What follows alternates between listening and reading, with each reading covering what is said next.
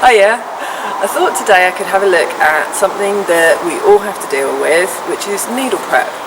So getting your horse ready to have either intramuscular or intravenous injections.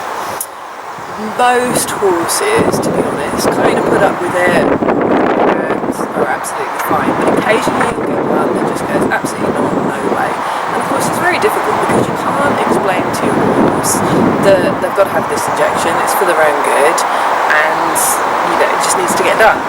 So, and B was actually one of those horses. She was quite sensitive as a youngster. She's 13 years old now, but as a baby she was quite sensitive. She didn't like the clippers the first few times. You might have seen her on some of my videos. That's not an issue anymore. But the needle prep actually took quite a long time for her to accept, and still sometimes she can be a little bit funny about it. So it's something I'd like to do quite regularly with her, just to practice, to make sure that we're ready for the vet. And this year she's actually had an injury, which has meant she's had to go to hospital, she's had to have lots of injections, she's had to have a bit of sedation sometime for some things. So we've had to basically get through that. And I have to say, one of the tools that I can't provide for you on the video just at the moment, but maybe we'll work on that at some time later in the stage, is you actually need your vet on side. You need your vet to be able to, especially if you've got a little bit of a process, which is actually what we worked out would be, is that there was a process for her, and if we worked through that process, she was a lot more accepting. And it took probably not even 2 minutes longer, maybe 30 seconds, but I needed to have my vets on side, and now basically we just, vet knows, come and make friends with her a little bit first, and we go through that process, and she's a little diamond. So I thought it might be interesting for you guys to see some of the things I do to help her, and equally it's also something I practice just every so often, just in case. So I'm going to start out here with her not tied, because I want to allow her to drift if she needs to. She shouldn't drift too much, I don't think, but equally if you've got a horse that needs to move their feet a bit, I try and start with them not tied and eventually work up towards tying them up, rather than get moved about so much when I'm tied up. Again, that's kind of your preference. So, and the first thing I'll do, just rub her on her neck, and I've got pretty good nails, which kind of helps with this process. So usually my first thing I do is I rub her where I'm about to do my injection prep, and then I basically just pinch the skin. See how she goes, oh, I don't really like that. She fidgets a bit, and I wait until she's still, and then I release. So what I'm teaching her, because she's going, that's uncomfortable, don't like that, what I'm teaching her is actually it goes away when she stands still, not when she gets all twitchy. Okay? So, try the same thing again. See how she's just anticipating it a little bit? So I'm just going to rub her. And this is one of the things I get the vets to do with her before we even go to having injections, is just come over and give her a stroke. Because normally, no surprise, she knows it's the vet's going to come. And so actually, she's sort of a little bit more on edge anyway. Alright, keep rubbing her. Pinch the skin. Good. Nice, pretty good that time. And we'll do it again. That's that. Great. Okay, good. So that's kind of stage one, because if your horse can't put up with the skin just being pinched a little bit, and the feel of your nails, then they're probably not going to put up with a needle. So, and you can do this in both areas. So if I do it here, will be more intramuscular.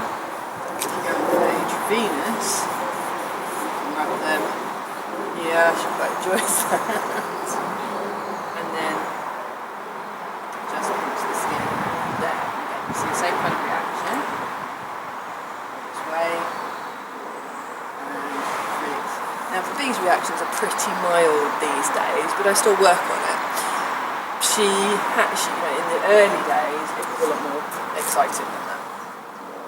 So, but nowadays she's a lot calmer about it because we've been through this process. Okay. So, next vital thing is that you have something, once you've got through the pinching stage and they're okay with being pinched, I would then go to having something sharp. Toothpicks are brilliant for this. I couldn't find any toothpicks this morning, so I've just got the little key, which has just got a tiny little point on the end. It's not too sharp, obviously. I don't want to go and actually pierce the skin, but I just want something that will simulate that feeling of a sharper needle. So like I said, toothpicks are brilliant for that. So, again, same thing. Rub in the area that you're going to do. Got the key here ready. Just gonna, good girl. Very good. Just wait for her to stand nicely. Excellent. And rub. And again, you can do exactly the same for intravenous. Rub in the intravenous area, simulate, just looking where the vein is. And then poke with the kick. Good, wait till she's settled. Good, and reward.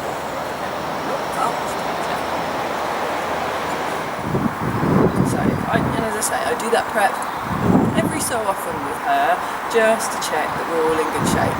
When the vet comes in, I basically get them to come up alongside her and just rub her and just make friends with her, just give her a little pat, give her a little scratch, just get her to realise that they're not going to straight away come in there and put a needle in her, because she's not stupid. She knows the difference between when it's me doing a bit of practice and when the vets come in. So we just take that little bit of time, and honestly, just taking that little bit of time has made the biggest difference to her, particularly because she gets to just make friends with the vet a little bit. The other thing probably to mention, I haven't added treats into this.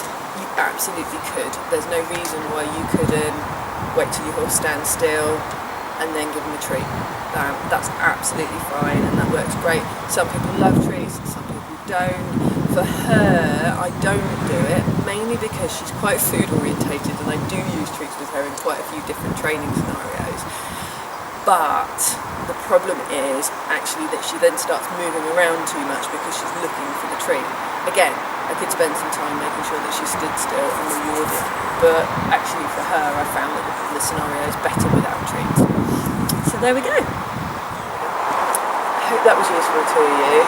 Feel free to pop any questions down in the comments for me, or let me know if you've tried the process. It's going to work for you, as it's been helping you. If you want any more, if you want to see more of my videos, more of my stuff, then have a look on my Facebook page. I do a weekly kind of review of what I've been teaching that week, and what kind of themes have been going on there.